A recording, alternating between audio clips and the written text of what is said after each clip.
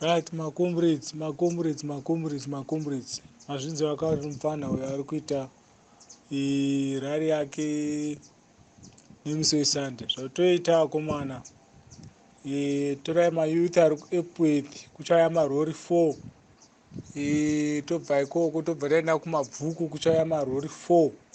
Tichadeploya marori ese nekuchitungwiza tichaisa marori 4 ekutakura mayouth eZANU-PF. Vachipfeka yelo, toda kuvhiringidza musangano wavo.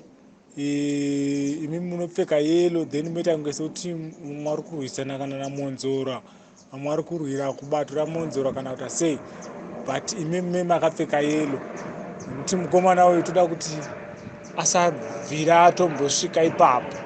Saka zvomotoita akomana, pachauya mota, kunotoni kuchauya imwe mota, kwozoti Nyabhira kuchauya imwe mota. Saka zvatiri kuita ndezvekuti tichafambisa shoko iri kure. Toda kuti shoko iri rifambe zvakanyanyisa, kuti tifambise shoko iri zvakanyanyisa. Saka tine machairman edu ari kumaprovincial wese, tichaita kuti aorganize amobilize mayouths ese, voenda pamameeting point avo votakurwa nemarori.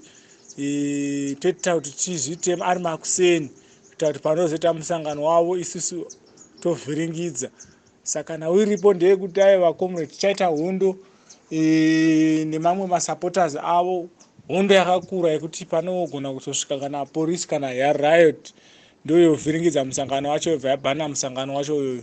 Right. Saka macomrades, moona vachihota pamahusekwa, pachauya imwe rori iripo, kuti zvinhu zvacho zvifambe zvakanaka. Ndichaorganiza namai mutsvangwa kunoku kuita kuti kuEpworth kuinde mamwe marori akati bhos, takaona sekuti kune vanhu vakawanda stereki. Tichaita kuti mukasire kuti musvike, mamwe marori achasvika makuseni, asi ivai mune matisheti yeyelo kuita kuti tifambise basa racho mune zvakanaka.